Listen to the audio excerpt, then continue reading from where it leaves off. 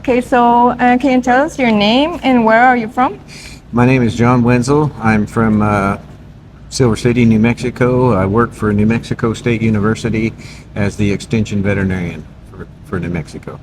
Okay, can you tell us a little about your background and experience in the livestock industry and veterinary medicine? Okay, I'm born and raised New Mexican, and I attended New Mexico State University in an undergraduate degree, and then went to Kansas State where I got my veterinary degree. I've been practicing for 40 years. My practice in Silver City I had for about 25 years was a mixed animal practice, and then the last 15 years it's just ranch work, just ranch cattle. And so I've been really highly involved in the New Mexico cattle growers and the livestock industry of New Mexico. Okay, and what motivated you to specialize in topics related to bovine reproductive health? So in my practice area, it was I've always tried to focus on cow-calf medicine, and part of that is obviously it's reproductive health and disease. And in New Mexico, we started having Tricomoniasis, but we call it trick. First became reportable in 2005. Okay. And since that time, there's been a really large concerted effort to help try to get rid of the parasite that causes the disease. And with that, it's been a kind of a bumpy road to try to reduce the incidence in New Mexico. And with that, with what we've learned, we're trying to share that with our neighbor state of Sonora to help them avoid some of the mistakes that we made in trying to control the disease. Do you think this is one of the main health challenges currently facing the cattle industry? There are two major diseases, in my opinion, that affect reproductive health in cattle in New Mexico especially. Both is trick and BVD, bovine virus diarrhea. Those two diseases, I think, deserve most of the attention that we should give them because they're both important. Tricomoniasis is a little, I would say, easier to get your hands around than BVD is, and so it's a great disease to start working on to try to reduce the incidence of. Okay, and for those who are watching who may not be familiar with the topic, what is bovine trick and why is it such an important issue for cattle producers? So trick it's a disease caused by a protozoan parasite, so it's microscopic, you can't see it. It's very infective, meaning it's easily transmitted by either a positive cow or a positive bull. It's a sexually transmitted disease. It has no obvious treatment in the bull. We can't eliminate the disease from the bull, and it causes a pretty significant reproductive loss, meaning that there's a lot of lost pregnancies because of the disease. It does get into the uterus of a cow and prevents her from completing the pregnancy, and it's so easily transmitted back and forth between male and female. And the reason it's so so important is that the cows or the bulls, neither one of them show signs, so you don't realize that the disease is present. And also what ends up happening is that those cows will have a calf eventually, even though the disease is present. So you're thinking, well, she's just late, you know. But from an economic loss, with some research that we did in New Mexico, if the disease is present on the place up there, based on survey results from producers, it caused an economic loss of a little over $700 per cow if the disease is present on your ranch, as compared to a ranch that does not have the disease. There was a difference of about $700. So very economically important. So what is the alert that the producer should be able to see? There's just nothing you can tell. The only way that you might suspicion the disease is there is that you start noticing more cows that are not pregnant, or that instead of a cow calving in the springtime, she's calving more in late summer. Sometimes 4, 5, 6 months behind when they normally would. So that means that those calves are so much smaller because they were born so much later. And that's a huge economic loss just in weaning weights. So But there's no signs the cow doesn't get sick, and neither does the bull. And how do prevention and proper herd health management impact in ranch productivity and profitability? So ranches make money by selling calves. You know, if you don't have calves to sell, you don't make as much money. So the idea behind trying to control this disease is get into a position where they have more calves to sell, because this disease will really eat at the profit of your operation. And so it's really important to understand that this is a disease you do not want on your place. And it's difficult to control because it requires a lot of effort on the part of ranchers. The only way to know you have it is testing your bulls. That's it. There's just no other way to determine that it's present. Okay.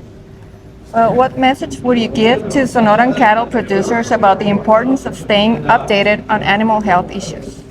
So especially regarding this disease, the number one message that I would try to give to Sonoran ranchers is test your bulls. You have to figure out where the disease is and then start working to get it off of your place.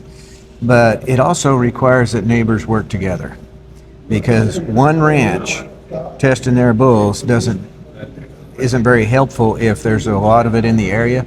It requires everybody to test. And so, in my opinion, I don't treat this as a ranch disease. I treat it as a region disease. Okay. Everybody can be affected because, as we all know, bulls don't respect fences. Yeah. And so bulls go back and forth all the time, and that's the big concern. We want to make sure that those bulls that have the disease are eliminated, so that we don't have to worry about them transmitting more. Okay.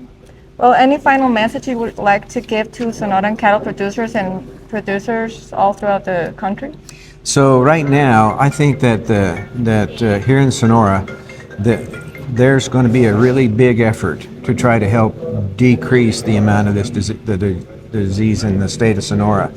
And I think producers really need to try to support that effort. It means cooperating with the testing, getting your bulls tested, encouraging your neighbors to get their bulls tested. Everybody working together can reduce the time that it takes to get the disease controlled.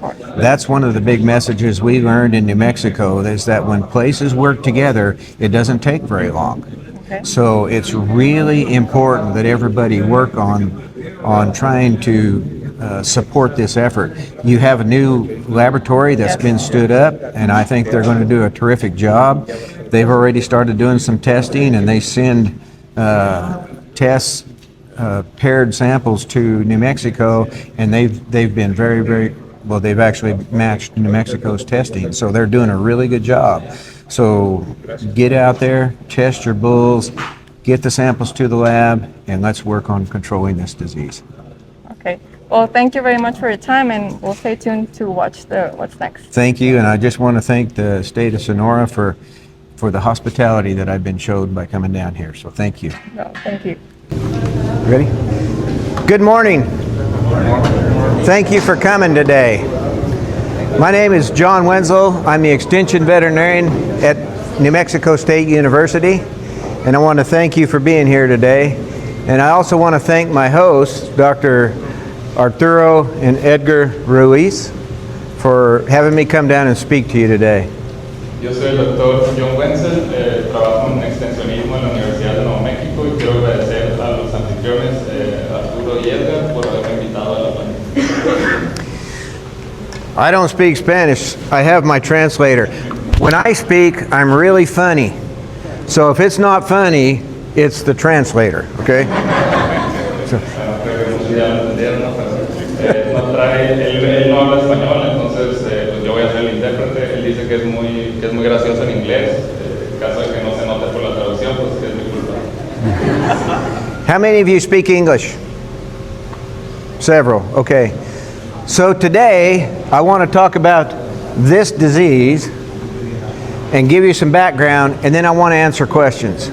I want you to leave here with a good understanding of this disease. El día de hoy les voy a platicar sobre esta enfermedad y después me voy a dedicar a responder preguntas. Quiero que todos se vayan con la imagen más clara de lo que es esta enfermedad. So I've practiced in New Mexico. I have a veterinary practice and do mostly ranch cattle for 40 years now. And I have dealt with this disease a lot. And over the last 40 years, I've helped ranches clean up and get rid of this disease. He trabajado durante 40 años con esta enfermedad desde bastante tiempo y a lo largo de ese tiempo he ayudado a bastantes ranchos a deshacerse de esta enfermedad. So what I want you to leave with today is an awareness and what you can do to protect yourself and keep this disease off of your ranch. Yo solamente quiero que se vayan con una imagen muy clara de lo que qué es lo que ustedes pueden hacer para mantener un rancho limpio. So, this is a microscopic organism, a protozoa called trick. It reduces conception. That's what happens, is they lose their pregnancy if they're bred by a bull that has the disease. La tricomoniasis es un parásito protozoario que reduce la tasa de concepción en el bovino. So what we find is infertility, abortions, and pyometras. Lo que se presenta es infertilidad, abortos y piometría. It can reduce the calf crop by anywhere from 5 to 50%. It depends on when does the infection occur. Puede reducir la tasa de aparición del 5 al 50%, depende de la etapa en la que la vaca se infecta. If a bull that has the disease comes onto your ranch late in the breeding season, the loss is small. If it comes and gets on your ranch early in the breeding season, the loss is big. Si un toro infectado llega a tu rancho al final de la etapa de reproducción, las pérdidas son pocas, pero si un toro infectado llega a tu rancho al inicio de esa temporada, las pérdidas son bastante grandes. And so, I don't know how many of you are familiar with the disease Vibrio. It looks a lot like it. Algunos de ustedes es familiar con la enfermedad Vibrio, es muy similar a eso. And the cow doesn't really show signs. She just isn't pregnant anymore. La vaca no presenta ningún signo clínico, solamente no queda cargada. About 95% of the cows that are bred by an infected bull develop the infection. El 95% de las vacas cargadas con un toro infectado se infectan. So, this is the mechanical spreader of the disease. You concentrate on the bulls because bulls are exposing more cows. La enfermedad se dispersa de manera física por el toro, entonces es algo que tenemos que enfocarnos. What usually happens, what happens in the cow is most of the time they get bred by a bull, she conceives, the embryo starts to implant, but they can't maintain the pregnancy. So usually in that 60-day or less window, they lose it. They lose the pregnancy. Lo que ocurre con esta enfermedad es que sí se produce el embrión, solamente la enfermedad no permite que se desarrolle. Once she loses the pregnancy, she'll cycle, come back into heat a few times, and she kind of cleans herself up. Una vez que pierde esta preñez, vuelve a ciclar un par de veces. So the vast majority of the cows in 3 to 5 months are then able to breed and keep a pregnancy. Entonces la mayoría de las vacas de 3 a 5 ciclos ya pueden volver a tener una preñez normal. And that's the problem, is that instead of those cows being bred in April or May when you turn the bulls out, they get bred in September. So the calf is so much smaller. Entonces el problema es que si la preñez se iba a dar en abril, ahora se da en el mes de septiembre y las crías son mucho más chicas. You lose all those pounds that you can't sell because they're so much smaller. There's about, they estimate about 1.5% of those cows will remain infected to the next year. So your bulls that don't have the infection, if they breed her, they can become infected, so it can carry over year to year with a few cows. El 1%, aproximadamente el 1% de las vacas infectadas pueden mantener la infección hasta por un año, entonces pueden volver a infectar a un toro que no es infectado. And once the cow gets the infection and she cleans herself up, that immunity lasts maybe a year, about a year, a little over a year, and then she's able to be reinfected again. So if she has it this year, she can still get it again next year. Una vaca infectada que cicló 3 o 5 veces, se limpia y mantiene una inmunidad de un año, pero el año que sigue puede volver a infectarse. So about 95% of the bulls, is that the right slide, that the bulls pick up the infection? About 95% of the bulls that breed an infected cow will pick the bug up, and they become infected. 95% de los toros que no están infectados que cargan una vaca infectada obtienen el microorganismo. So the problem with that is that it's easily transmitted. It's easy for a bull to spread it to a cow, and easy for a cow to spread it to a bull. It's very easily passed around. El problema con esta enfermedad es que la transmisión es extremadamente fácil. So in the bull, there's 2 types of infection, and this is important for you to understand. Where's Alejandro? Oh, he's way in the back. Okay. This will help him. Alejandro. Yeah. This is important for your... He runs the lab that's going to be testing for you. You need to understand this. There's what's called the acute infection. The bull breeds a cow, he picks up the bug, and for a few days he has the bug. But he doesn't pick up enough for it to live in him. Yeah, so it's not sustained, it doesn't stay. So he picks up bug and they die off. La infección aguda es el caso en el que el toro obtiene el microorganismo, pero la cantidad es muy poca, entonces la infección no se sostiene, elimina el organismo. So if you sample that bull today, and he bred a cow 2 days ago, the test is going to be positive. Because the lab, if there's bug in the sample, the lab will find it.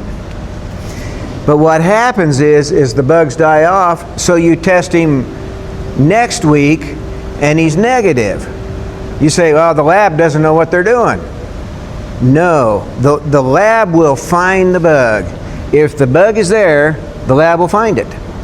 So what that tells you is that if you get a positive sample and then a negative sample, the negative sample just didn't have bug in it.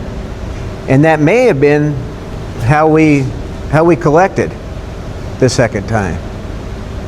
El doctor comenta que al momento de que un toro monta una vaca infectada y obtiene el organismo, tú muestreas ese toro, lo llevas al laboratorio y el laboratorio lo que te va a decir es si hay tricomona en la bolsa, si tú la tomaste. Puede haber error en la toma de la muestra. These are bad because they can trick you. You think you got the disease, or you think you don't have the disease and you really do. The other type of infection is a chronic infection. That means when they bred the cow, they picked up enough bug in there, and now the bug is going to live in there for the rest of their life. There's no treatment. La infección crónica es cuando el toro monta una vaca infectada y obtiene suficiente cantidad de tricomona como para mantener la población, y ese animal nunca se va a liberar de la tricomona. So that's why it becomes difficult when you're reading the lab and you're thinking, well, the lab's not doing a good job. But they are. They will find the bug if it's in the sample. It's do we get bug when we're testing and all that. That's why there's such a difference. So you have to interpret the results a little bit. In my world, for my ranches, if I ever get a positive sample on a bull, he's gone. he will never breed another cow. And I don't care if I test him 5 times more, we are not going to give him the chance to breed another cow. Did I do that? I bet I did it with this. Okay. Anyway. So, what's that? Yeah, go ahead. Esa, pues, el doctor explicó la diferencia entre una infección aguda y una infección crónica. A lo que él menciona, para él, un toro positivo, un toro que ya salió positivo, no importa que la siguiente prueba sea negativa, ya nunca va a ser negativo. O sea, si obtienes la primera prueba positiva, es positivo. The other thing, the number of the bugs that the bull is carrying will go up and down. If he just bred a cow out there and then you test him, the number's going to be lower because he removed a lot of the organism. So really we like to let them sit at least a week after breeding cows before we test, if we can. El doctor habla de que la tricomona se comporta, es una población que se comporta con oleadas, entonces a veces la población es mayor o la población es menor. Él dice que es preferible esperar una semana después de que el toro estuvo con las vacas para asegurarse de que tiene cantidad de tricomonas suficientes para que aparezca en la toma de la muestra. This is important. That organism, especially when you're collecting, has a tendency to cluster or form little groups inside there. So it's important when we test that we scrape a wider area, because if we don't hit one of those groups, we don't get bug in the sample. La tricomona se alberga en la parte interior del prepucio, en unas criptas en la piel, entonces se organiza como racimos. Y es muy importante asegurarse de que el raspado que se hace abarque una buena zona y llegue a una buena profundidad para golpear esos racimos y poder obtenerlos en la toma de la muestra. And so that's why you can tell your clients what a positive test for me means the bull has the bug. A negative test means that I couldn't find the bug in the sample. It does not mean that the bull doesn't have the disease. So you got to think that way, because it's really important for them to understand, for your clients to understand, that we can see those differences, but we have to think about what's going on, the epidemiology at the time. So. Es muy importante hacerle entender al productor cómo funciona la prueba. La prueba te va a decir si la tricomona está la tomaste en la toma de la muestra. Un resultado positivo es un toro positivo, pero un resultado negativo significa que no tuviste el organismo en la toma de la muestra, no significa que el toro no lo tenga. And then when we talk about the economics of it, this disease costs a lot of money. It is a really economically devastating disease for ranchers. Es una enfermedad económicamente devastadora para los ranchos. You have the cost of the bulls themselves, so you just bought a really nice set of Angus bulls and they end up getting the infection and you got to sell them all. There's no treatment, so you just have to go send them to the harvest plant. Él habla de que entre muchos de los costos, pues principalmente es el costo del animal, que pueden ser animales pues bastante caros, y habla de que no hay tratamiento y el único destino pues sería sacrificio. That's a big cost. When you test these bulls, you got to put them in a pen and you got to feed them for a while you're waiting on the results. That costs money. También al momento de probar los toros, tú los vas a meter en un corral y los vas a estar alimentando en lo que salen los resultados, y pues, aquí viene otro costo. And you got to fix the krills after the bulls get through with it, right? They tear everything up.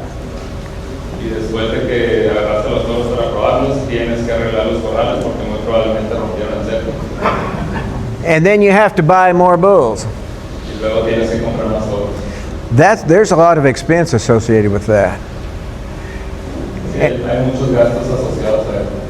And then you have more open cows. Y tienes más vacas vacías.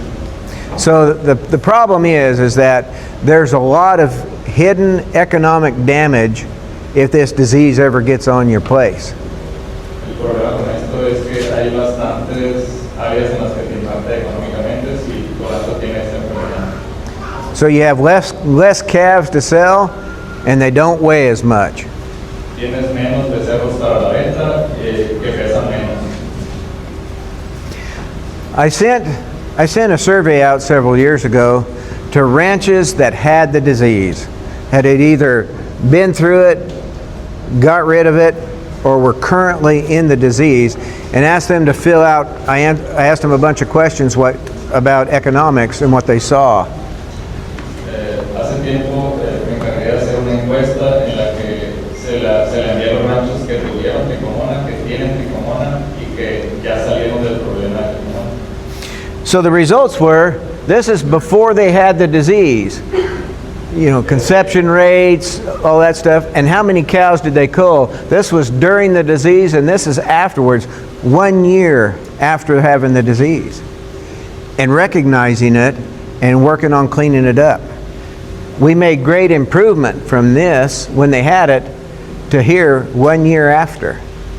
But I'll show you the dollar figures associated with that. Estos números son los porcentajes de antes, durante y la de después es de 1 año después de que se liberaron de la enfermedad y aquí se puede observar la mejora. The real loss comes from your lost percent weaned calves. You get less cows bred and you have to sell more cows. That's big dollars. Estos son los primeros problemas principales, el porcentaje de cerdos destetados, concepción de vacas y pues vacas de desecho. So I asked them some of the costs that they had. At that time when I did the survey, it cost on average about $45 to run the trick test. And of course I'm talking US dollars. Todo lo que costaba la prueba es en dólares, ¿no? $46 por todo. And then how much it cost those bulls for feed while you were waiting on test results to come back. Y esto era el costo del alimento y mano de obra por toro en el tiempo en el que esperaba los resultados. And then we figure in, these are averages of these, so the range is important. Additional equipment, fencing, and other costs. This is the bull cost from ranches that had it. And this is per year. This is on a 1 year basis. This ranch, it's a big ranch just north of the Mexican border in far southern New Mexico. It's a big ranch. They were spending $200,000 a year more in replacing the bulls that they had to get rid of. Estos son los costos adicionales, pues equipo adicional, cercos y el costo de toros adicionales. El ejemplo este que pone $200,000 al año es de un rancho al norte de la frontera de Nuevo México. So you can't stay in the business with this disease. That's the bottom line. It'll put you out of business. Lo que quiero decir es que no puedes estar en el negocio y tener esta enfermedad al mismo tiempo. The net difference between a ranch that did not have trick per cow and a ranch that did have trick was this: $702 for a year. That was the difference in costs associated with having this disease. Cost and lost revenue. La diferencia por animal entre un rancho que tiene o que no tiene tricomona es de $702 por vaca. So I'm going to talk a little bit about in New Mexico. What happens if we find if a ranch tests positive? What do we do, and how do we control the disease in New Mexico? So the first thing is that if you have one infected animal, we quarantine the ranch. Ahora les voy a hablar sobre lo que hacemos nosotros en Nuevo México. Un animal infectado es igual a un hato infectado que resultará en la aplicación de una cuarentena. So what does a quarantine mean? It just really means that you can still sell your calves and all that stuff. It's just that if an adult animal leaves your ranch, our brand inspection system has to be present. We got to know where they're going. La cuarentena significa que cualquier animal que salga debe de estar marcado. Cualquier animal adulto debe ser inspeccionado por un inspector de ganadería para saber dónde va Marcado. So what we do, for instance, if your ranch, if the disease is on your ranch, you can't sell a cow that's not pregnant. She has to only go to slaughter or be held for 120 days. Si tienes un rancho infectado y no puedes vender vacas vacías, la única forma de hacerlo es de mantenerla retenida por 120 días. So an open cow can be sold off of your ranch, but you have to sign an affidavit saying that there's been no sexual contact for 120 days. Y en este caso, tú tienes que firmar un documento en el que tú estás admitiendo que ese animal estuvo aislado durante 120 días. And so, well, you can sell bred cows if, but to sell a cow that's pregnant off of a trick ranch, they have to be 4 months bred to be able to sell them. Para vender una vaca cargada de un rancho infectado debe de tener por lo menos 4 meses de preñez. And so what they do is when we have a bull that tests positive, they get a tag and a brand to show that they have the disease. Todos los toros positivos en Nuevo México van aretados y llevan una marca.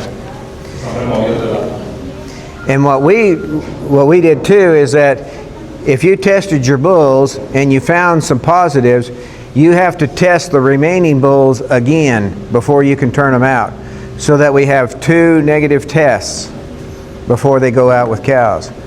Why is that important? Una vez que tú pruebas un lote y salen animales positivos, estás obligado a hacer otra prueba a todos los animales que salieron negativos, y ahora les voy a decir por qué. And the reason we do that is because when you test a batch of bulls, you may not have scraped in the right place and picked it up on that particular test.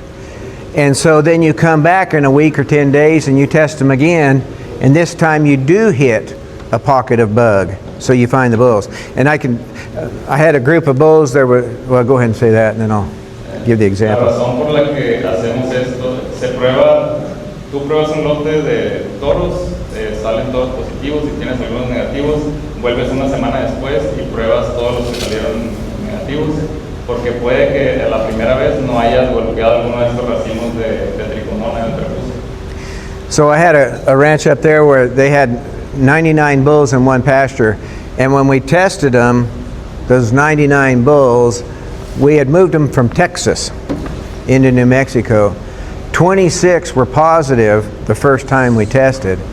1 week later, I picked up 2 more that were negative on the first test, were positive on the second.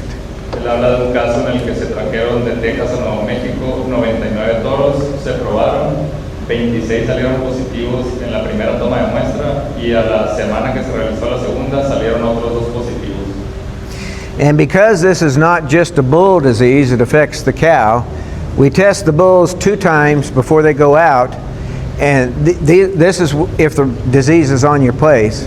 2 times the bulls get turned out, and then you have to test them at the end of the breeding season. Él dice que los toros se prueban 2 veces antes de que salgan con las vacas a la temporada de apareamiento y una tercera prueba al momento en el que se retiran los toros. And the reason is we want to pick up, so if we tested all the bulls and we know they're negative, they go breed the cows, we test them at the end of that breeding season and they're negative, what does that tell us? It tells us that the cows are okay. The disease isn't present. And that's what we're shooting for. So you have to have 3 tests in the year, with the last test being after the breeding season. El doctor habla de que se hacen 3 pruebas al año, 2 antes de la temporada de apareamiento y una después. Entonces tienes que tener 3 pruebas negativas y si la última prueba ya es negativa, te habla which tells you that ranches that leave bulls out all the time, this is a very hard disease to control. The key for a cow to clean up is sexual rest. So if you're not pulling your bulls off, your cows are going to keep propagating the disease. It's really hard to clean up unless you pull the bulls off in the wintertime or whatever. Habla de que el problema es cuando tienes al toro con las vacas todo el año. Entonces, una herramienta muy buena de manejo es tener a las vacas aisladas una parte del año. So, and I understand the leaving bulls out. I mean, I get it. I've got ranchers that do it. It's just that you have to understand that the challenges are greater if they don't pull the bulls. You have to be very targeted with what you do. Dice que él entiende que hay muchos modelos en los que el toro está todo el año con las vacas, pero que pues sí se puede trabajar de esta forma, solamente va a ser mucho más complicado. In our state, a bull that's a year or older falls into the testing requirements. If they're less than a year, because as we all know, there's no such thing as a virgin bull. They don't exist. El doctor menciona que pues todos los animales mayores de un año se prueban, pero él dice que no existen los toros vírgenes. Yeah, because you have heifers that you pull off in the fall and they calve in the spring, right? Those little heifers are getting bred before they're weaned, right? What about those little bulls that are doing the same thing? So for us, it's 1 year. If they're less than a year, we don't require a test. If they're over a year, we do. Entonces, a todos los animales menores de 12 meses no se requiere la prueba y a los mayores de 12 meses se requiere la prueba. Yeah, and I told you about the open cows. You can sell the open cows as long as they've been certified open by a veterinarian or an approved technician, that they are open and they've had 120 days of sexual rest. Then you can sell the open cows. Entonces, para las vacas vacías, tienes que tener un certificado por un profesional acreditado de que estuvo 120 días en la. And this is the New Mexico Livestock Board. They're the ones that are the law enforcement agency that dictate how cattle move around. You have to have an inspection before they can go anywhere. And that's who enforces these rules associated with trick.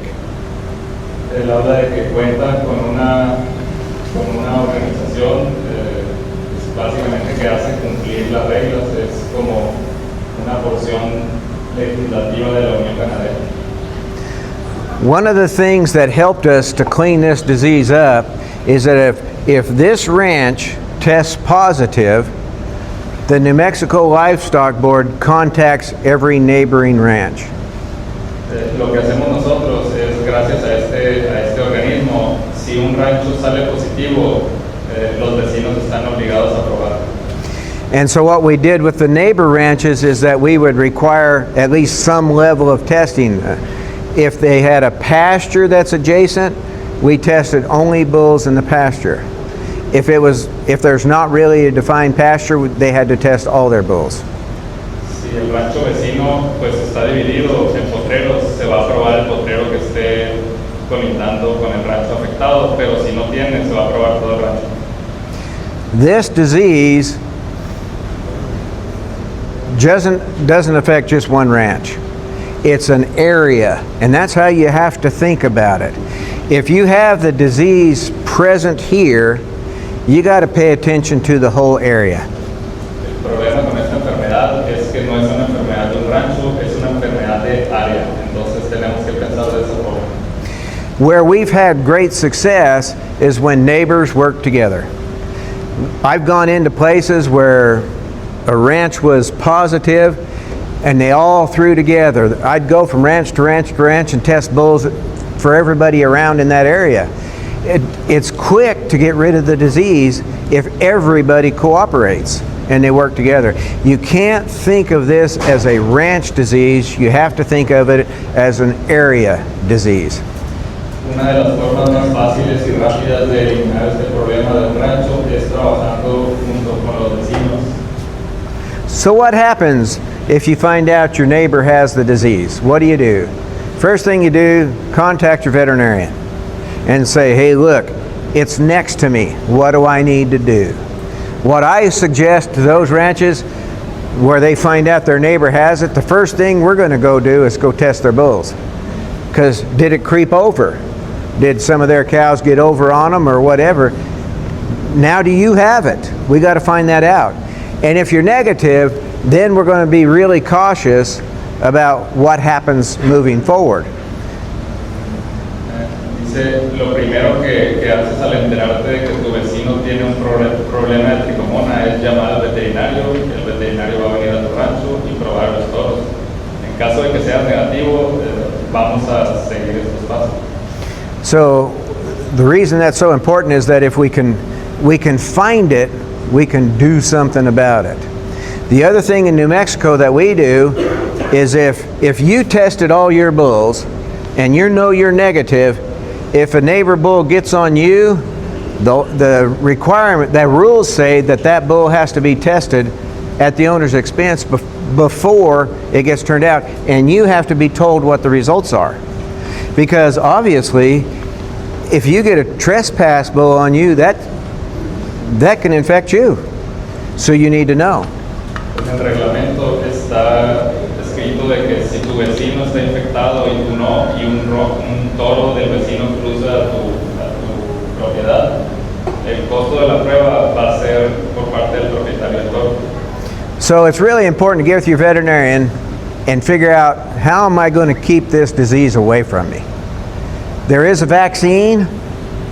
It's somewhat effective.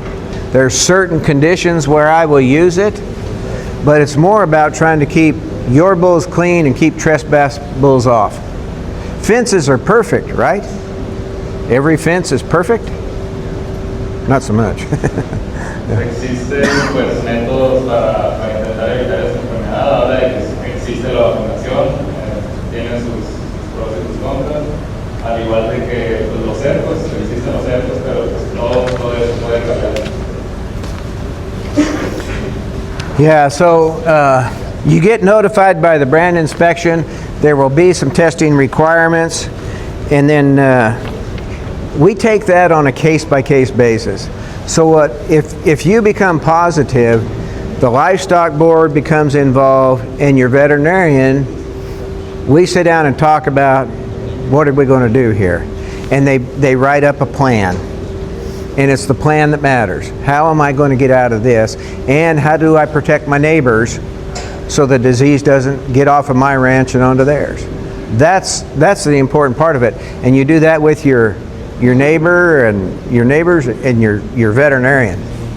La verdad es que en Nuevo México cada rancho se trata de una forma distinta. Entonces, el momento en el que tu rancho esté infectado, contactas al veterinario y a la junta ganadera y se sientan y elaboran un plan específico para cada rancho. So we require that plan to be put in place within 30 days after the diagnosis. You can't wait. You can't put it off. You can't say, I'll do it later. You have to do it right away, because it matters to everybody else in the area, right? That you clean your deal up.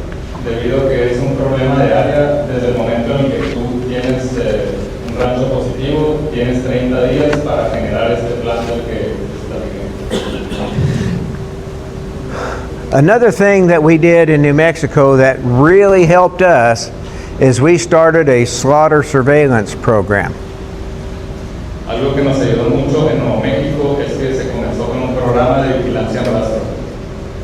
And what we did with that is every bull that leaves a ranch to be sold for slaughter or goes to another market, it has to be tested. Entonces todos los toros que van a un mercado, que van a sacrificio, deben de ir probados. So when we started trying to control this disease, we were concerned about every bull, right? Now we're with this component. This is about finding every premise that has it, every ranch that has it. El objetivo de probar en rastro es dar con los ranchos, no con los animales. So with that focus, what we try to do is realizing we're looking for every bull, because there's so many ranches that don't test. And because of that, how do they know? Or how do we know that they're okay? But everybody sends old bulls to town, right? When the bulls get old, you ship them and they go to either the market or straight to the slaughter. So we started testing there.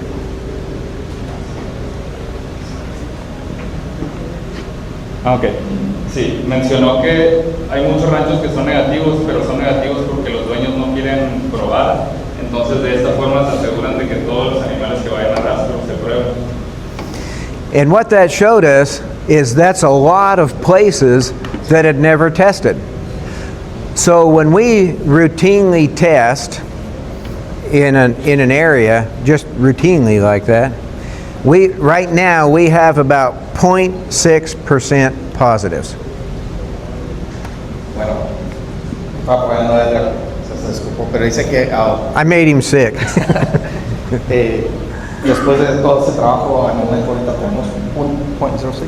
No, 0.6. 0.6% de positivo, muy exitoso.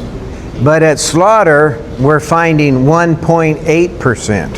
Pero en las pruebas de toros que van al rastro están encontrando 1.1%. So there's 3 times as many bulls that we find at slaughter surveillance than we find in routine testing. Es 3 veces más que están encontrando en los toros de rastro y en las inspecciones de And the other thing that we do is that if you test your bulls in the spring, in the fall when you cull bulls, you don't have to test them, because we're already testing on your place. We know whether the disease is there or not. So by doing that in the spring, in the fall you can just send them straight to market or straight to slaughter. So and when we do that, they're tested at the market or before they leave the ranch. Sí, se recomienda si van a probar en la primavera, si ya para el otoño cuando se van a deshacer los toros ya van probados. I'm going to skip some of these slides. I can talk about this. It's just what did we find since we put in the slaughter surveillance. I don't think it matters to you what the numbers are. What matters is that component was huge to help us find places where the disease was. Because even though there's a small number of bulls that go each year, everybody sends them to town, so we're getting a better snapshot of what the disease incidence is. Sí, comenta que cuando iniciaron este método de probar los toros que van a rastro al mercado, les dio a él más información que era muy importante para saber exactamente dónde están estas enfermedades. So this is just some of the incidents. This is in routine testing. We started at 6.5% in 2005. En el 2005 comenzaron con 6%. En el 2005 ahora ahí están viendo que estamos ya en 0.3-4%. So as you can see, what's happening is every year we keep cutting it and cutting it and cutting it. That's because everybody's working together. That really makes a difference. It really matters when people work together. And ranches will gang up and have their whole area tested. That's how we clean it up. Sí, lo vuelvo a decir y lo va a seguir diciendo que cuando todos trabajan juntos es cuando va a tener éxito y esto es el resultado de eso, que todo el Estado, toda la comunidad ganadera está ayudando y trabajando juntos, entonces han podido bajar ya los casos positivos en el Estado. Right now we have currently about 14 ranches quarantined in New Mexico. Ahorita actualmente hay 14 ranchos que están en cuarentena en México. What's that? How many ranches total in the state? 14 out of how many? Gosh, I don't know. A lot. But I think what's important there is that we have 14 ranches. The high number of quarantines we hit was 84 ranches quarantined at one time. That's how much progress we've made. And I think that it's really been the last probably 8 years where we've made most of the progress. En los últimos 8 años, mucho progreso, ¿verdad? En un tiempo había hasta 84 ranchos en cuarentena y ahorita están a 14. So, en los últimos 5 han bajado. Yeah. Is it working? It's working great for us. I think this is the key. Él preguntaba, ¿nos está funcionando? Sí, sí nos está funcionando y esta es la clave. Once we started a slaughter surveillance program, we saw the incidents drop pretty fast. Cuando comenzaron el programa de probar en rastro, vieron las corrientes bajar tremendamente. The biggest obstacle that we face in New Mexico is we're still not testing enough bulls. We have a lot of ranches that just won't test. They just don't want to. And because of that, we have areas where we don't know. If we could get those ranches to test too, then we would learn more. I think our objective over the next 3 years is to try to reduce our incidents even more. And we're putting a concerted effort into it. That's a lot. So. Dice que él piensa que aún todavía una de las retos, ¿no? O problemas que tenemos todavía en el estado es que aún todavía hay ranchos que no han probado, que no tiene un número de cuántos todavía se están probando. The key is testing. That's really what this whole thing centers on. The more we test, the more we find, the more we clean up. It's really, now we're at a point of clearing up the places that we don't know. And that's really hard. La clave es probar. Tienes que probar, lo más que pruebas, lo más resultados que ves, lo más que puedes llegar. So what should you do? How do you start? For me, when I want somebody to start, I try to start testing in the fall because your bulls are just coming off your cows. So they've been out there for breeding season. By testing your bull battery then, if your bulls are clean, you know your cows are clean. So now I'm in biosecurity mode. If you find it in the fall, one, you can get rid of those bulls so you're not feeding them all winter. You can test your bulls again the second time so they're ready to go out next spring, and then you have time to replace them. Te recomiendan que el mejor tiempo de probar es en el otoño, cuando quitas los polvos de las vacas, por varias cosas. Primero, si los pruebas y salen negativos, pues sabes que tus vacas están negativas. The other thing is why it's important to test in the fall is you want to do that quickly. Because if your bulls just came off the cows and you had positives, you don't want to sell those cows to somebody, right? Because they may have the disease, especially like your open cows. That may be why they're open, is because they had the disease. So you don't want to just take them to the sale and give somebody else the disease. So by testing in the fall, you can find those. Dice que si pruebas en el otoño, después de que sacas los toros y salen positivos, pues sabes que no puedes vender esas vacas vacías. Te elimina, si vendes las vacas infectadas, no vas a afectar, pero así puede reducir el número de ganado infectado. So, test your bulls and get rid of the positive bulls. You got to do that. And the other thing is tell your neighbor. Let them know that, hey, it's not your fault you got it, right? So don't hide it. Say, hey, I had a bull test positive.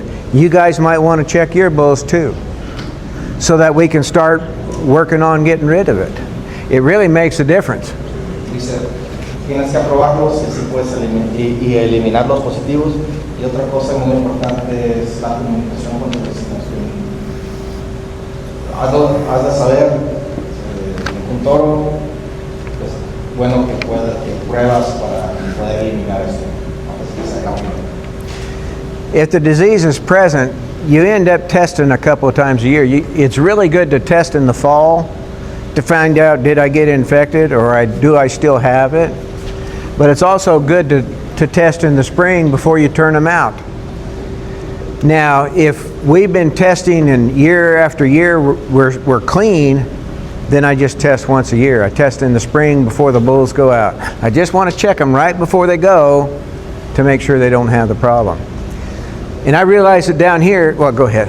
Sí, no, igual como comentaba antes, probar cómo saca las vacas o cómo saca los toros, e igual probar antes que los vuelvas a introducir en la primavera. Ya cuando tengas negativos, pues una vez en la primavera es suficiente. I also understand that your country is like mine in southwest New Mexico. It's big pastures, cattle scattered. It's not easy to go out there and gather bulls. I get it. The big ranch that we started this with had a battery of about 450 bulls, and they were F1 tiger stripes. They don't like going in the chute. They're tough. Dice que él totalmente entiende que los ranchos de aquí de Sonora muy similares a los de Nuevo México, boteros muy grandes, y él entiende totalmente que es muy difícil ir a rodar, agarrar todos los toros, ¿no? Dice que un ejemplo, trabajaba en un rancho que tiene 400 toros de F1, de la marca de tigre, y no les gustan los chutes. Those are tough. Muy bravos. But the point is, if a ranch that big can clean up, so can everybody. You just have to be committed to cleaning it up. Y que si ese rancho puede limpiar esta enfermedad, no hay excusa como rancho no. I want to talk just a second about the vaccine. Is it helpful? And the answer is yes. But you have to use it exactly as the label states. It has to be given at 2 months and 1 month before you turn the bulls out. Voy a hablarles ahora sobre la vacuna. La vacuna sí funciona, solamente que tienes que seguirlo exactamente al pie de la letra. That's it? The 2 months and... At 2 months and 1 month before you turn the bulls out. Okay. La vacuna se tiene que aplicar 2 meses antes y 1 mes antes de retirar los toros. 2 meses antes y 1 mes antes de retirar los toros. Who wants to work cows then? Oh, well, heavy bred cows and all that. That's a terrible time to work cows. Go ahead. Que pues el timing, el tiempo para aplicar la vacuna pues, es muy inconveniente.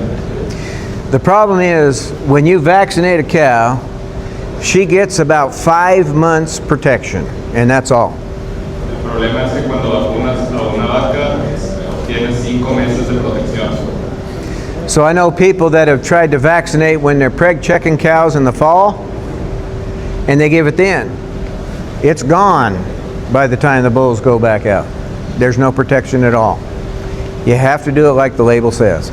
Entonces, hay mucha gente que le aplica la vacuna al momento de checar la preñez y ya para el momento en el que las libera con el toro, la vacuna ya no está funcionando por los 5 meses de vida que tiene. So after you vaccinate them that first year, you give them 2 doses. After that, it's an annual booster 1 month before you turn the bulls out. Después de aplicar las 2 vacunas, posteriormente se pone un booster una vez al año, antes de retirar los toros. So I'm going to summarize for a minute and then we'll go to questions. What are your take-home messages that you need to take home? One is test your bulls. Ahora voy a hacer un resumen antes de pasar a preguntas y respuestas. El primer punto es, tienes que probar los toros. The second thing is neighbors working together. El segundo punto es, trabaja con tus vecinos. The third thing is encourage whoever your bosses are. I mean, I don't know if, who makes rules about that stuff? Is it the State government. state government? encourage your state government to put rules in place to require testing to help you in places where you can't get it done. Trabajen con la persona encargada para desarrollar una legislación. If I were going to start today, one of the first things I would start is testing bulls that are going to slaughter. Si yo fuera a comenzar el día de hoy, comenzaría por la vigilancia en raza. Because at least that way you're getting a little snapshot of bulls from all over. That's a good way to start. De esta forma se obtiene una imagen más amplia sobre dónde podemos localizar este problema. And I think if you can encourage people to test. Your laboratory is running tests now, and they've been sending samples to New Mexico to compare, and they're dead on. They're just right. Algo que acabamos de hacer recientemente en el mes de marzo, probamos el primer lote de toros y tuvimos un resultado ahí un poco con algunos positivos, entonces creímos que la prueba estaba mal hecha. Enviamos la prueba por duplicado a Nuevo México, al laboratorio, y obtuvimos exactamente el mismo resultado. Eso nos dice que sí realmente encontramos un problema, pero que la prueba que estamos realizando es exactamente igual a la que se está realizando en Nuevo México. So now you have the ability to test here. That makes turnaround time less. They're doing a good job at the lab. Your tests, you can trust the results. Remember, it doesn't say it shouldn't say positive and negative. It says positive or no bug in the sample. Él habla de que usemos este laboratorio, el laboratorio está funcionando. Solamente a él no le gusta decir positivos y negativos. Él dice positivos e inconclusos. Es decir, que en el negativo el organismo no se encontraba ahí. No significa que todo sea negativo. And for the veterinarians, how you test makes a lot of difference. And we'll go over that this afternoon. There's certain things you got to do right, because it really matters how we collect that sample. Debido a estas definiciones de positivo e inconcluso, la parte más importante de toda esta prueba es la toma de la muestra. Todos estos puntos los vamos a ver ahorita en la práctica. And Alejandro hired some help at the lab. So he said they can do testing 24 hours a day, 7 days a week, right? Yeah, okay. En el laboratorio pues contamos con Alejandro y con Jimena, y pues, el doctor dice que ya contratamos a Jimena para que trabaje los fines de semana. Maybe not so much. So, do you kind of have a feeling of what the disease is like? Do you sort of understand it? Pueden observar la imagen de qué se trata la enfermedad y de qué se trata el problema. Questions? Yep. Tengo dos preguntas. Una es si se puede detectar en una pastilla de semen congelado la enfermedad. Dos, en la vacuna sirve para si tenemos dudas con las vacas vacías, que salieron vacías, sirve si le aplicamos la vacuna, aparte de los 120 días que las tenemos que dejar descansar,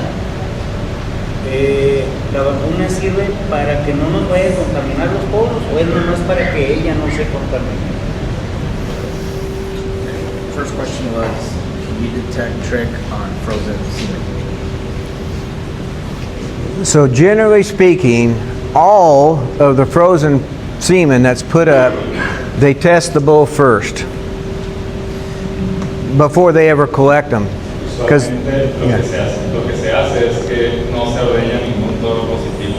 Se la prueba primero antes de ordeñar. Entonces ellos sí están seguros de que siempre va a ser negativo. ¿Se lo puede hacer en inglés? so the So I had we had semen from a bull that we never tested it before, but then the vet that made the semen Froze it and put it up? Frozen, yeah. Yes. He called me and said that he tested one of the semen, the frozen semen, and it came out positive. For trick? For trick. That is possible? Yes, it is. So, currently, all of the bull studs will test before they ever put up semen to make sure. Especially if that's older semen before they started doing all that. It is able to transmit via semen. But, for the most part, AI is one way to help get out of the disease. So AIing helps because you don't have the exposure to bulls. So. La pregunta fue primero de que se ordeñó todo lo que era positivo, ¿no? No se había probado en todo, simplemente La pregunta que quiere hacer, entiendo lo que quiere decir, es que si la bacteria, la puede sobrevivir al proceso de congelación. Sí. Sí. The trick can survive under the frozen conditions. They used to tell us always no, that it couldn't. But there's been cases now where they think that maybe it can survive. Doesn't make sense because the freezing should rupture it. But the way that they do it, so there has been some concern now that you can transmit with semen. But that's why they test them before they freeze them now. All bull studs do that now. Hace tiempo no existía la investigación suficiente para decir que la tricomona podía sobrevivir en el semen, pero recientemente ya hay investigaciones que sí han detectado que la tricomona sobrevive en un menor porcentaje en paquillas de semen congelado. Pero el doctor ahorita mencionó que en Nuevo México se usa la inseminación artificial como una alternativa para limpiar el rancho, ya que estás evitando el contacto con el toro. Did I get your answer? Okay. Yes, sir. Yeah. My second question was, does the vaccine work in case we have open cows? If we vaccine them, that eliminates the possibility of getting contagion in case the cows have the trick. No, it doesn't help a lot with bulls. So what happens is if you vaccinate your heifers and one of them, or a young cow, let's say, and she had the disease, the vaccine isn't going to really help her clear it. That's the sexual rest will help her clear it, not so much the vaccine. Go ahead. Repeat the question for him. He asked about if you vaccinate a young cow that's open, well, and she has the disease, well, that if a bull gets in there and breeds her, if you vaccinated her, would it prevent the bull from getting the disease? La pregunta era de que si tienes a una vaquilla. Sí, mi pregunta fue si tenemos vacas abiertas y tenemos duda de que pudieran estar contagiadas. Le pregunto era si la vacuna sirve para evitar, para si esas vacas las quiero taponear con toros nuevos, si la vacuna me ayuda a que no me vayan a contagiar a los toros nuevos. Dice que no ayuda para eso. Si la vaca está contagiada es como que la hace inmune para que si la carga un toro con tricomona no se contagie, pero no ayuda para no contagiar a ella toro, así me entendí. So did you get it? Okay. To go on that big ranch that I have, when they had the disease, what we started doing is we didn't sell young open cows. The abiertas that are 2 years old or 3 years old, we kept them. Habla de un ejemplo en el que ellos tenían un rancho infectado y lo que hacían era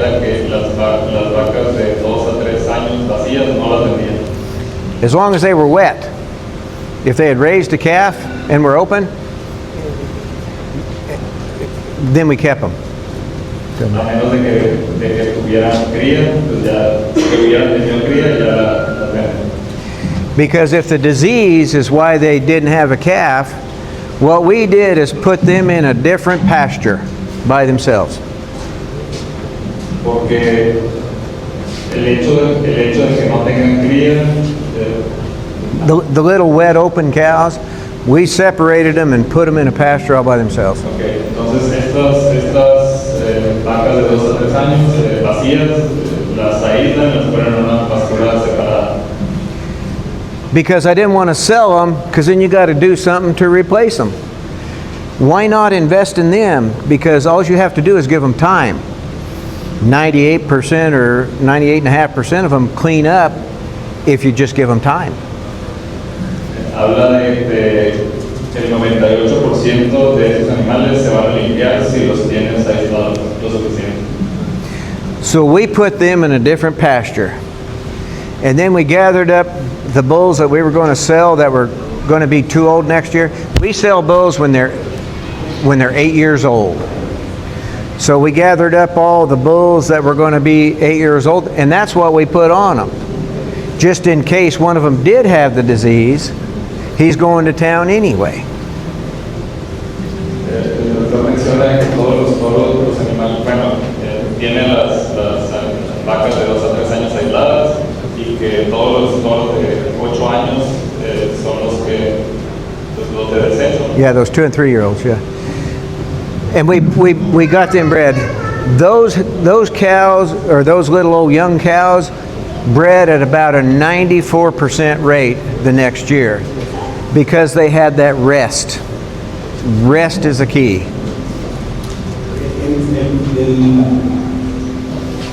En la clave dice el médico que es descansar los 120 días todas las vacas abiertas. Y well, the answer would be, I guess, very useful to AI them, and plus get the old bulls to Well, you can do that. We didn't want to mess with that labor. We just put the old bulls in there and let them go, you know. Dice que ponerle los toros viejos que ya van a salir el próximo año, por si ese 1% o 1.5% que no se limpió pudiera contagiar al toro, pues de todos los toros que ya van a desechar al siguiente año. No arriesgar toros nuevos o jóvenes con ese grupo que aislaron para, por si una de ellas no se limpió, de contagio un toro joven.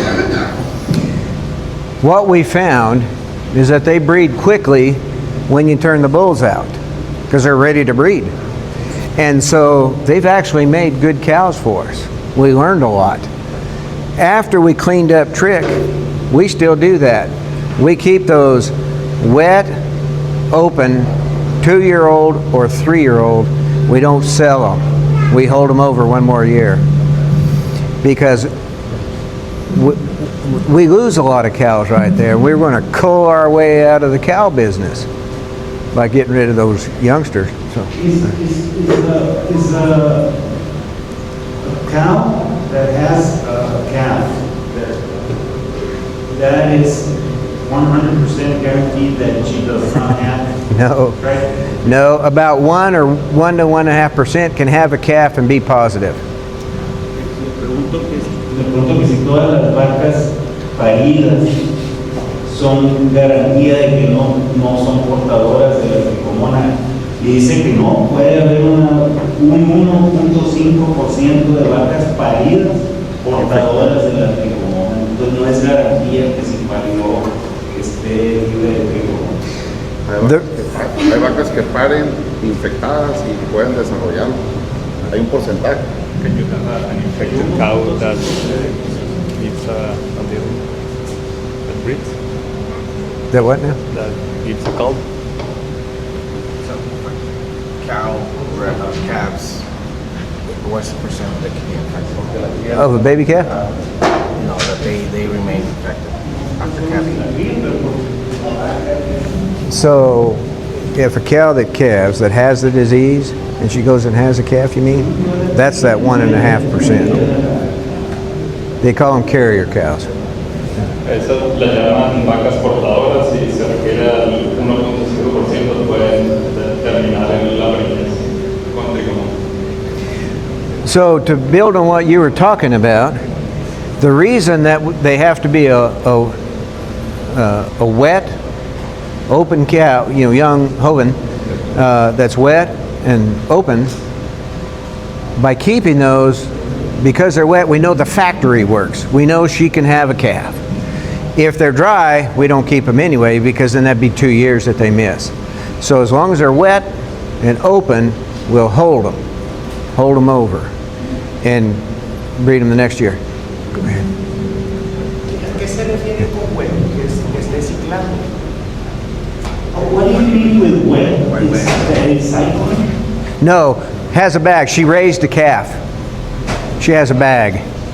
She's nursing. So when we preg check them in the fall, if she weaned a calf and she's open, then we keep them. 2 and 3 year olds. Yeah, I don't know how you say it. I just call them wet cows. Yeah. Es que las vacas que sí se desacaron, que sí dieron una cría y salieron vacías, esas se quedan y les dan esos 120 días para que se puedan limpiar. So how do you say wet? Pero si no salieron y salen vacías, lo ideal es que se vayan, ¿no? Y aún con esas que sí se quedaron, hay que hacer ese protocolo de apartarlas y procurar echarles un gorro de los que ya van a salir. Yeah, so I guess tiene leche, is that? Tiene leche? Is that how you would say that? Tiene leche? She has milk. Yeah. She bred a calf. Yeah. If she bred a calf, No, but not she's open. right. She had a calf and she raised a calf She raised it. and she's open, she gets to stay. If she's dry, didn't have a calf, and she's open, she goes. But you got to be careful. We had 269 young open cows that we kept, and we put them in a pasture. 269. Hablo de un caso en el que tenían 269 vacas, estas que llaman vacas mojadas, y las pusieron en una pastura aparte. Yeah, those are the vacas abiertas joven. So we put them all by themselves. We're going to put the bulls on them in April. In January, a longhorn bull got in there. We had 71 calves when we gathered those cows in the fall. Entonces se dice que estas vacas tuvieron contacto en febrero. Well, we put them in a pasture in the fall when we were preg checking. Sí, las separaron en otoño cuando estaban checando la Put 'em in preñez pasture. en una pastura aparte. And we're going to turn the bulls out on them in April. Y iban a retirarlos todos en abril. In January, a longhorn bull got in them. En enero, un toro longhorn se metió a esa pastura. So that fall, Y en 71 pairs. Y en otoño hubo 71 apariciones. One longhorn bull. Solo fue un toro. So the reason I wanted to tell you that is that those young vacas abiertas joven were ready to breed even over the winter. So if you go to the spring, they're going to make good cows if the reason they were open was because of the disease. Son animales pues realmente funcionales que van a ser productivos inclusive durante el invierno, solamente que pues si tienen la enfermedad tienen que considerarlo y ayudarlo. That ranch raises all Brangus cattle. Es un rancho que trabaja con ramos, 71 spotted calves. 71 días. calf be a trick? No. It does not transmit. Cow does not transmit the. No, they do not. It's only sexually transmitted. Esta es una enfermedad que no se va a transmitir por los becerros o las vaquillas, es una enfermedad que solamente se comparte vía sexual. ¿Cuándo se considera que el toro tiene una infección aguda y cuándo es crónico, cuándo pasa a ser crónico? When do you say that a bull is chronically infected or an acute infection? Y si los toros jóvenes pueden eliminar los toros jóvenes pueden eliminar la enfermedad. And if you have a young bull, can it eliminate the disease? So, it's like I was telling you yesterday, there's a researcher that has looked at trick for a long time. And he had young bulls that they experimentally infected. Él habla de un investigador que trabaja con Tricomona y que él voluntariamente infectó a los jóvenes. And then he would test them once a month. Y los probaba una vez al mes. He had one bull that went 4 months with a negative test and came back positive on the 5th month. Él habla de un ejemplo en el que tuvo un toro con 4 pruebas negativas y la quinta fue positiva. In my world, if I get one positive test, they're gone. I don't care. En su libro de reglas dice que solamente con una prueba positiva basta para que ese animal sea positivo para siempre. Yep. You can't take a chance. No It's puedes too important. arriesgar. Yep. Other questions? Yep. Pero no se elimina. Right there. En cierto punto, sobre el doctor que no hay tratamiento, ¿qué opinas sobre el uso del metronidazol? You mentioned there's no treatment, but he's asking, what do you think about metronidazole? Doesn't work. I've tried it. It doesn't work. I've flushed them with it. I even injected them with it. It didn't work. Didn't kill the bug. Yeah. La pregunta fue que si existía el tratamiento y qué opinaba sobre el metronidazol, y el doctor menciona que él ya lo ha hecho como lavados e inyectados y que no le ha funcionado. I tried injecting them with it too. I mashed it up and it makes them really sick. Didn't fix them. Pues realmente los enfermó inyectándolos, pero no logró curar. Made them really sick. Other questions? ¿Alguna otra pregunta? Hola, doctor, muchas gracias por su respuesta anterior. O sea que en resumen, en general, no hay tratamiento. Okay, thank you for the topics. Oh yeah, no problem. So you're saying there's no treatment? No treatment. Not for the bulls. No treatment for bulls. Cows, 5 months of sexual rest. Fixes almost all of them. No hay tratamiento para los toros y en las vacas se recomienda 5 meses de aislamiento.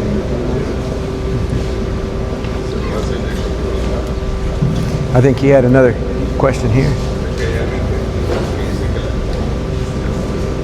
Sir, I think we need to work to promote a lot on designing a protocol whenever there's Tricomona found in a ranch, because I've heard a lot of cases here in the state that they found Tricomona, and they get the bulls out that come out positive, but then they keep repeating and repeating. I think they're not. We need to work a lot more on that protocol of setting aside the open heifers and letting them rest and all that, because they buy new bulls and they get infected also, and it's an ongoing thing. So I think besides just testing our bulls, I think we need to work very hard on A program. I 100% agree. Once they find Yes. I agree. And I think it's really important, because what you're saying is exactly true. when we first started putting in rules, everybody wanted to hide that they had the disease. Y le comento que es muy importante que trabajemos no nada más en promover las pruebas de los ranchos, de los toros. Creo que hace mucha falta también tener un protocolo muy bien diseñado y definido para cuando se llegue a encontrar en un rancho la enfermedad, qué es lo que tienen que hacer. Aparte de deshacerse de los toros, tiene que haber ese protocolo de separar todas las hembras, porque me ha tocado ir casos que prueban y les salen positivos, se deshacen de los toros positivos y compran toros nuevos, pero al rato ya traen otra vez los nuevos infectados. Entonces, de nada nos sirve hacer las pruebas si no tenemos el protocolo para no volver a caer, ¿no? No seguir propagando la enfermedad, ¿no? Entonces, era lo que yo le comentaba. I think that's what held us back for a long time, not being able to make progress, is everybody wanted to hide it. Once we moved it out in the open, our progress has really gone up. Everybody working together. I've gone up and tested, like I'll go to a place and I'll have 6 or 8 places I stop and test bulls at. It's all one area. That makes all the difference. It's just saying, hey, I got the deal, let's all fix it. And you can. Sí, dice que ellos por muchos años no pudieron avanzar porque todo el mundo lo escondía y no quería, no le avisaba a nadie, ¿no?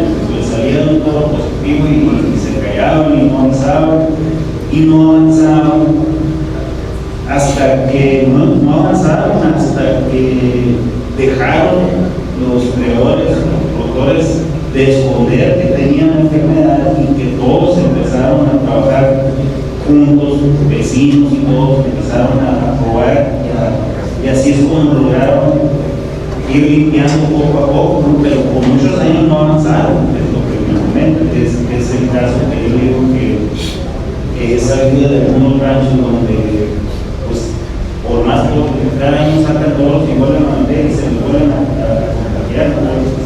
Es importante una vez que ya detectan la enfermedad. Para responder, el doctor ya nos había compartido, tenemos la legislación de Nuevo México, ellos sí lo tienen legislado. En Arizona es solamente una regla, entonces el productor no está obligado a hacerlo y también tenemos eso. Vamos a comenzar a trabajar en elaborar pues, las reglas para tener eso. Es lo más importante, ya que So one of the things that made a big difference in New Mexico to start really making progress was the producers. The producers that had lived through the disease said, we want more testing, we want more rules. That was actually the producers that came and said, we think we should test every bull in the state every year. That was their proposal. Algo que les ayudó mucho en Nuevo México fue que los productores que ya tenían la enfermedad fueron los que dijeron necesitamos probar más. Entonces el programa avanzó mucho debido a que los productores afectados decidieron participar y desarrollar el programa. Idaho tests, they have a requirement you test every bull every year or you can be fined up to $1,000 per bull. En Idaho se obliga a probar todos los toros una vez al año y en caso de que no lo pruebes es una multa de $1,000 al año. Yeah. They don't have trick now. Ya no tienen Tricomoniasis. But in New Mexico, when the producers came with that proposal, let's just test every bull, the other producers fought back and said, no, we don't want to do that. That's why we started the slaughter surveillance. That actually came from producers saying, we've got to test more bulls and find where this disease is. En el caso de Nuevo México no lograron hacerlo tan obligatorio como lo tiene Idaho. Entonces, en el momento en que comenzaron con la vigilancia en rastro, dieron con los predios de los productores que no querían probar. Producers being behind the effort makes all the difference. You all can fix it if you gang up and do it together. And Sonora is a great place to start because you guys do work together pretty good. Si tienes a los productores que entiendan el programa y que lo apoyen, puedes tener éxito y que Sonora es un gran lugar para hacerlo. Question right there.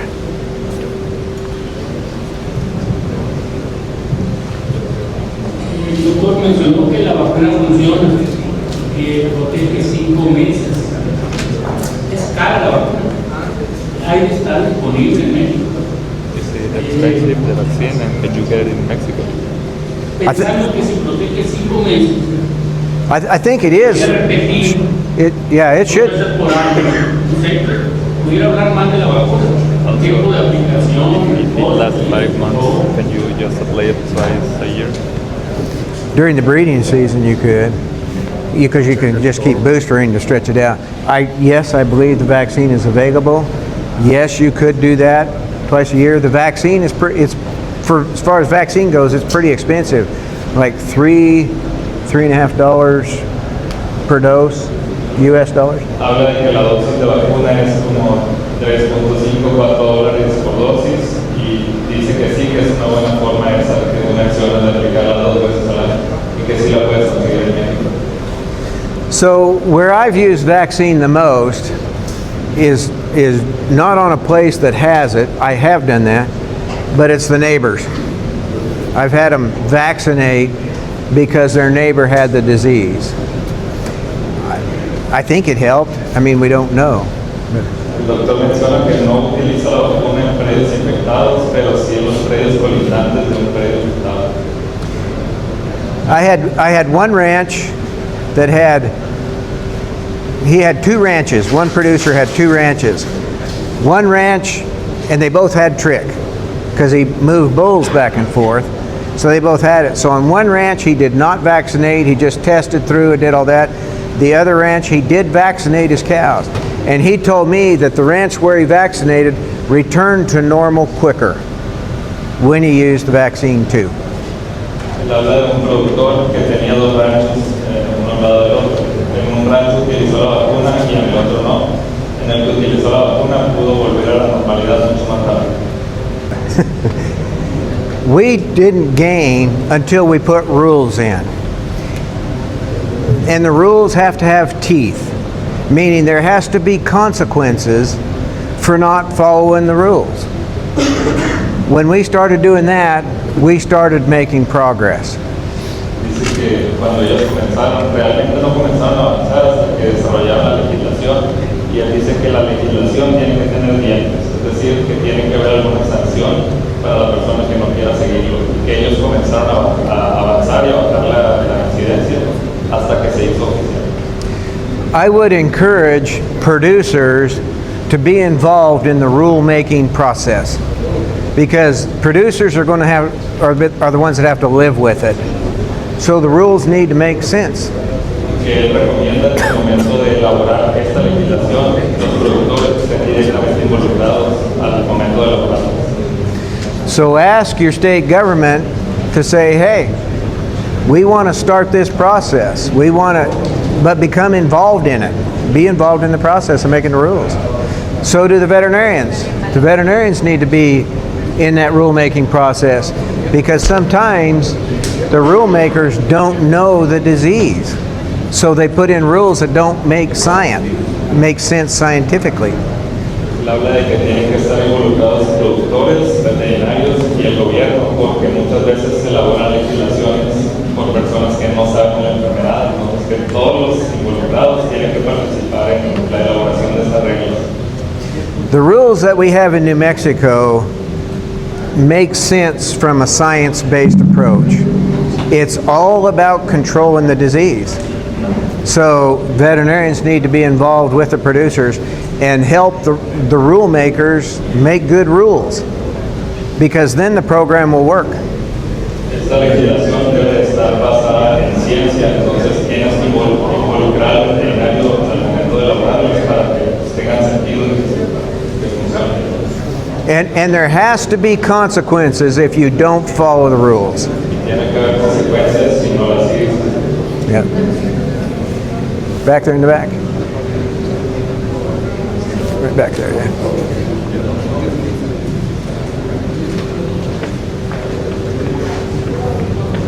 Hi, thank you for sharing your knowledge with us. So I'm an industrial engineer and also a veterinary assistant, and I'm trying to learn more about cattle. I'm working in a company that makes vitamin supplements for cattle.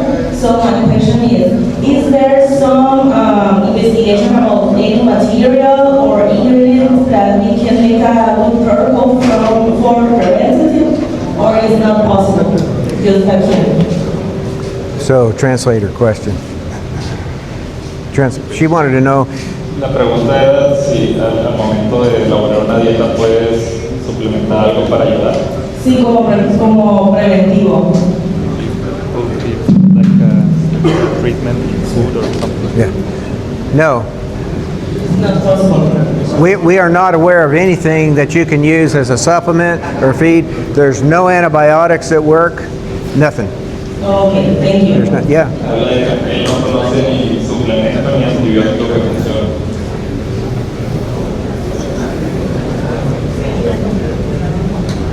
Bueno, buenas tardes. Miren, quiero hacerles algunos comentarios en relación a lo que hemos hecho en el tema de Tricomoniasis. Ya escucharon que el laboratorio está implementado, ya está seguro, ya está personal capacitado, ya hay cerca de 40 médicos. Yo vi la demanda del doctor capacitar como otros 20 más. Yo creo que tenemos suficientes en toda la zona para empezar el muestreo.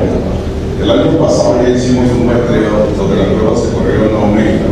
Se probaron más o menos 1.200 tos, ¿sí? Con una prevalencia del 19%. Hubo ganaderos que tuvieron hasta el 30% de toros infectados. Un productor que tuvo 150 toros que se vendían. Los productores que ya probaron ya se convencieron de que el programa tiene que seguir. Animales que habían metido confirmados gestantes, pero no para la totalidad. Al momento de hacer la prueba, pues era un pérdida de que activamente y como aquí tenemos algo muy bueno. El laboratorio está implementado con una técnica muy buena, con una sensibilidad del 99% y una especialidad de lo mismo. Y ya tenemos un recurso para este año para apoyar a 4.100 diagnósticos de toros. Inicialmente habíamos pensado trabajar a los pequeños productores en acuerdo con el gobierno del Estado y aquí el Consejo de la Unión Ganadera. Vamos a iniciar con los productores que generan toros con el pie de cría, ¿sí? Entonces ya vamos a empezar. Eso no quiere decir que le vayamos también a hacer pruebas a los pequeños ganaderos, también lo vamos a hacer.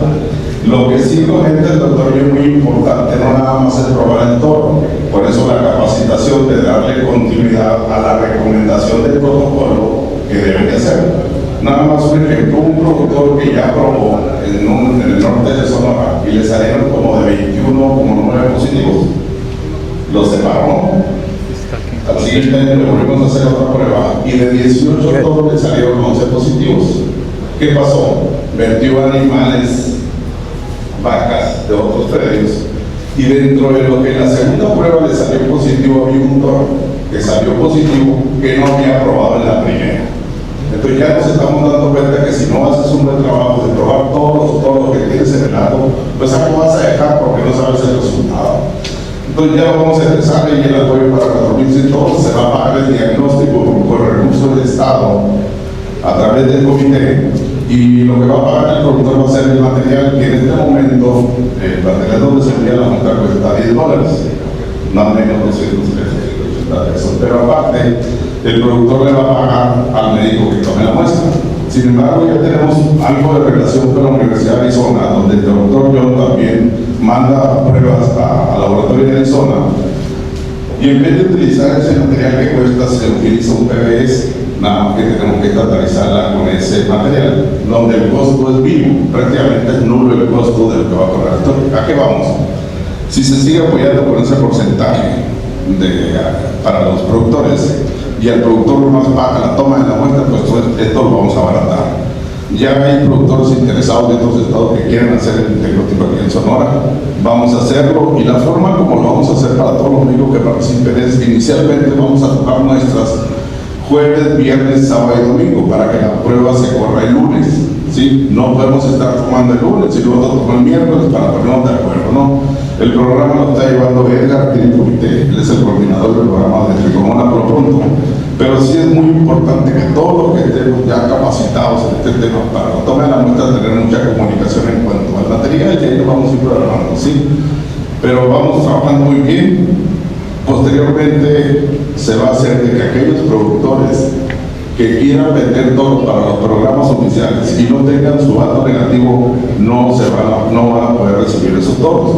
Y la otra parte es que quien va a recibir el toro también tiene que tener los hatos negativos, porque no sirve de nada de que tú le vendas un toro limpio o le apoyes a alguien que tiene tricomonasis super. Entonces yo creo que vamos a empezar por aquí. Con esas 4.100 pruebas o más que se hagan de particulares que lo quieran hacer, vamos a tener una prevalencia más clara en todo el estado y posteriormente irle dando forma a la legislación de cómo va a operar el programa en el estado de Sonora. Creo que este año es básico para darnos cuenta que lo que tenemos, cómo le vamos a hacer, pero sobre todo difundir mucho lo que es el programa de Tricomona, el impacto económico. Creo que ya lo vieron aquí con el doctor, y eso hay que llevarlo a los productores. Hay que hacer reuniones con las ganaderas, con los productores. Y en la medida que vayamos avanzando, le vamos a ir entendiendo un poquito más este problema. Dale. Gracias. I don't know where he went. Está con nosotros aquí el presidente de la Unión Ganadera. Él tiene conocimiento ya de lo que hemos avanzado en cuanto a este programa, en cuanto al laboratorio. Y estamos esperando la presencia. No sé si vaya a haber más preguntas.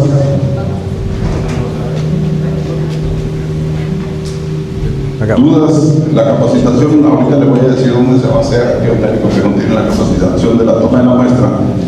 No tenemos definido, tenemos 2 o 3 corrales por ahí, pero ahorita les decimos a los que van a tomar la práctica, por favor, se quedan. No sé si tengan preguntas, dudas, comentarios. Una pregunta, Mico. Pues ahorita lo que se comentó que en el norte de Sonora se probaron como 20 tonos y salieron 9 positivos. ¿Los que salieron negativos se vuelven a probar hasta el próximo año o con qué tanta frecuencia se tiene que probar para decir que sí es negativo? How many tests do you do on a ranch to say it's negative? Oh, to call one there? Okay. Can y'all hear me okay? I'll give this to Edgar so he can translate. So what we do to call the ranch and say that it's negative, they have to have in the beginning 3 tests. 2 before you turn them out and 1 after the breeding season. Then they're considered a negative premise. Cuando comienzas con un rancho nuevo, lo que ellos hacen es probar 2 veces, o sea, se prueba 2 veces antes de la temporada de apareamiento y 1 después. Una vez que tienen las 3 pruebas negativas, se considera el rancho negativo. Y los ranchos que somos el empadre todo el año, que no hay temporada de empadre. That the bull is out with the cows. So if they don't pull their bulls and their bulls are out all year, you have to pick a time. Like most of those ranches where the bulls are out all the time, what, 2/3 of the calves are born in the spring, you think? Right? Dice que tienes que elegir un tiempo. Dice que 2/3 de las crías van a nacer en la primavera, pero que si no tienes una temporada en la que el toro se retira, tú tienes que elegir un tiempo. So if bulls are out all the time, the majority of calves, then I would consider that a spring calving herd, right? The majority are born in the spring. So I want to test twice in the spring and once in the fall. Entonces él recomienda probar 2 veces en primavera y 1 en otoño. Once they've done that, and all 3 tests are negative, then generally we just test once a year before the bulls go out. Una vez que ya tienes estas 3 pruebas negativas, vas a probar 1 vez al año antes de sacar a los toros con las vacas. So the big ranches that I work for that have 250 or 400 bulls, what we do is we've done that, and once they establish that they're negative, we test all bulls coming on and all bulls going off. And we generally don't test in the rest of them. Él habla de que maneja ranchos muy grandes en los que hay entre 250 a 400 toros. Una vez que ya tuvieron ese rancho negativo, solamente se va a probar lo que entra y lo que sale. La población en general ya no se prueba una vez al año. And the reason that's important is by testing the bulls that are going off, we have found an exposure by doing that on occasion. So. Que en ocasiones él al momento de probar los toros que salen de esos ranchos ha encontrado que estuvieron expuestos, ha encontrado animales positivos. So when that happened, once we found one bull that had it, probably got it from a neighbor, came in, there was 127 bulls in that pasture. We went and tested those 127 bulls and they were all negative. So we figured that had to be a neighbor exposure. We actually went to the neighbor and we tested on there and found the disease. Él habla de que en ese caso eran 127 toros, se probó uno que salió y salió positivo, se volvieron a probar y los 127 salieron negativos, probaron al vecino y el vecino estaba positivo, entonces ese caso salió del vecino. Especially on big ranches where there's so many bulls and it's so hard to get them, that's a place to test everything that you're sending off. Start testing everything that's on. Eventually, you're going to have a negative herd, right? Habla de ese manejo se le da a los ranchos muy grandes en los que no puedes juntar a los toros fácilmente. Todo lo que entra y todo lo que sale, eso es lo que se prueba. So it's just a thought. Where we do that up there, it's only on ranches that have been done enough to be called negative. Pero solo ellos lo hacen solo en ranchos que hicieron las primeras 3 pruebas y que ya eran negativos, que se podían llamar negativos. Then we do it coming on, coming off. ¿Qué posibilidades hay si llevas al laboratorio el semen de un toro que salió positivo de que salga negativo en la prueba? Repeat his question in Spanish too so that everybody can hear it. ¿Cuál es, la pregunta fue cuál es la probabilidad? Si es posible que si le haces la prueba al semen de un toro positivo, en el laboratorio salga negativo. ¿Hay posibilidades de eso? If you know a bull is positive, can you detect that on the semen? No, es que ahorita decían que puede que aguanta lo que es la cabeza. Pero ¿qué posibilidades? ¿Hay posibilidades? Sí hay. Sí hay. Y te da seguridad utilizar ese semen si al salir negativo. Feel safe if that semen was negative, could you use it? Yes. Most of the bulls are tested before they freeze it nowadays. Well, but in case you didn't test it before, you tested after. it costs you one straw to test it, so yeah, I would test it. No, but if you have a positive bull, Yeah. you freeze the semen and you test it and it's negative. There has been instances where bulls that are positive, that the organism survived the freezing. So, Sí, dice que sí hay registros de que la tricomona sobrevive en la pajilla.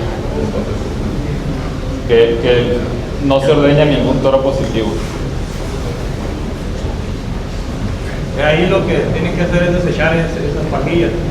So would you use that as semen from a positive bull or not? Nope. Sí, él dice que él no usaría semen congelado de un toro positivo.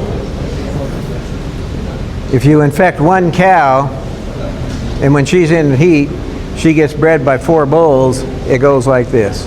You know, it just explodes. El problema es que en el caso de que utilices una pajilla que sí es positiva y infectes a una vaca y esa vaca entra en calor, ahí el problema crece de manera exponencial. So from a laboratory standpoint too, it's not their job to interpret results. They just report what they see. It's up to the veterinarians to figure out what's happening. Él habla de que el laboratorio no está encargado nunca de ver el contexto o de interpretar los resultados. El laboratorio lo que hace es que toma la muestra y te dice si tiene tricomona o no. El trabajo de la interpretación, porque varía de rancho a rancho, es del veterinario. So to give you an example of that, I had a ranch that had heard me talk, so they were going to test their old bulls that they were going to sell. And the dad said, well, if you're going to gather bulls, test them all. It doesn't make sense to just test some. Él habla de un productor que escuchó la plática y quiso probar y quería probar una porción del rancho, entonces dice que eso no vale la pena, que pruebe todos los toros. So we tested, there were 54 bulls and one positive. Él probó 54 toros y de esos 54 salió uno positivo. Didn't make sense. His cows were bred good and all that. We pulled the heifer bulls in. He had 15 heifer bulls. Yeah, bulls that he just put on heifers. Heifers only. Yeah. Entonces, al momento de probar a los toros que estaban con las vaquillas, él obtuvo 15 positivos. There were 15 total of those. Eran 15 en total, sí. 4 were positive. 4 eran positivos. So when we looked at it, what happened is he turned those bulls on his heifers, and we preg checked his heifers, and they were bred at 95%. Que en este caso se checó la gestación en las vaquillas y 95%. el 95% estaba agregado. What happened is after all of his heifers got bred, they turned them into a big pasture that was closer to the house. The bulls didn't have anything to breed because they were all settled. They got over into the neighbor and picked up the disease and came back and got back in with their cows.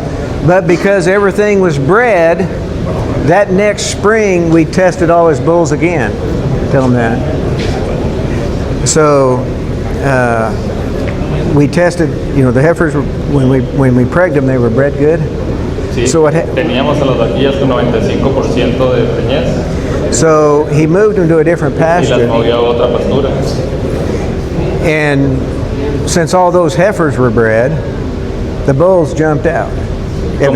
Como todas esas vaquillas ya estaban cargadas, los toros se brincaron la cerca, se fueron a otra pastura. The ranch that neighbored him was I don't know we call it trader cows. Goes to the sale barn and just buys cows. Los toros brincaron a otra pastura en el que era un productor que compraba como una copia. So those bulls went home when we gathered because all the cows were settled. We tested them the next spring and all the bulls were negative. Y después los probaron la siguiente primavera y todos los toros eran negativos. Because we had removed the positives. The point is that testing even one can show you have a problem. But because it was very late in the breeding season, it had really no impact on the ranch. Dice que en este caso no tuvo un impacto en la preñez porque el contacto con los animales positivos fue muy tarde.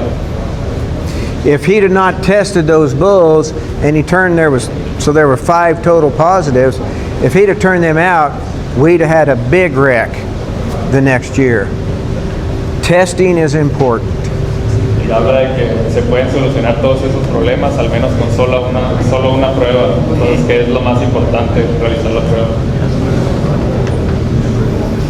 Other questions? Por ejemplo, productores de registro, se hace una evaluación al toro, se va a pedir que venga negativo a Tricomona y... Sí, eso lo vamos a acordar el resultado del laboratorio lógicamente que se tiene que entregar. ¿Sí? Esa información se va a manejar de alguna manera un poco confidencial entre el comité de la Unión y el gobierno del Estado y la recomendación que sería que se iría directamente con el ¿sí? Sale. Entonces vamos a pedirle al presidente, el presidente de la Unión Ganadera nos haga algunos comentarios en relación al foro y ahorita al final que nos cierre y le vamos a entregar un reconocimiento al doctor.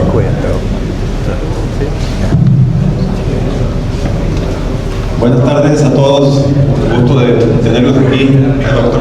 Thanks for the call.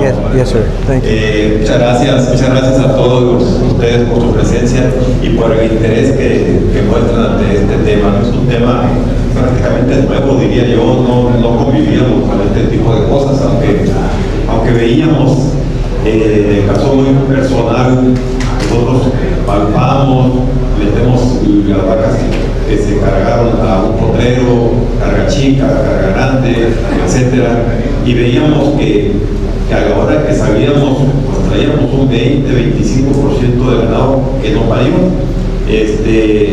y obviamente desconocíamos este tema. Hoy que este tema ya sabe y se comprueba que la tricomonía es una realidad.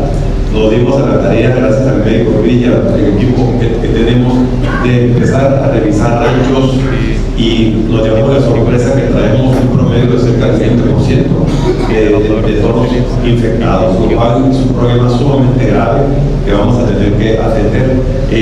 Yo pienso que es muy importante que no descuidemos todo lo que hay al respecto, y obviamente tenemos ya la ventaja que tenemos el laboratorio ya con nosotros, tenemos apoyos en muchos casos, ¿no?, para poder hacer las pruebas, y obviamente buscar también cómo apoyar a aquellos toros que salgan positivos para que no sea tan duro el impacto al productor.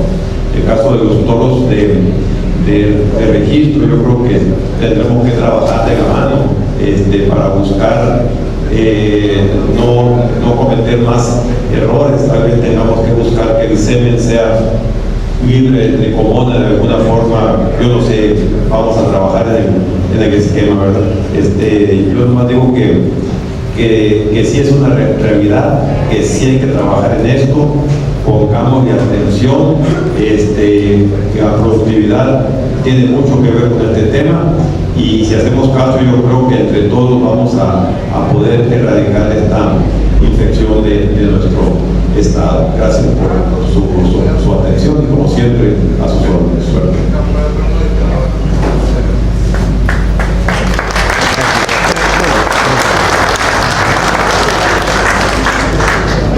Bueno, vamos a entregarle a través del presidente, al doctor Wenzel, un reconocimiento de parte del gobierno del estado y del comité, donde también va la parte de ser presidente de la Unión Ganadera, presidente del comité de sanidad pecuaria en el estado.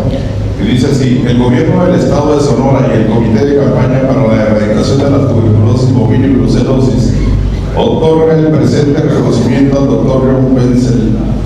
Agradecemos su contribución para que el programa de Tricomoniasis bovina se implementara y así contribuir al incremento de la producción de becerros en el estado de Sonora. Hermosillo, Sonora, a 7 de mayo del 26. Lo entrega el presidente, por favor. Muchas gracias, doctor. Thank you very much.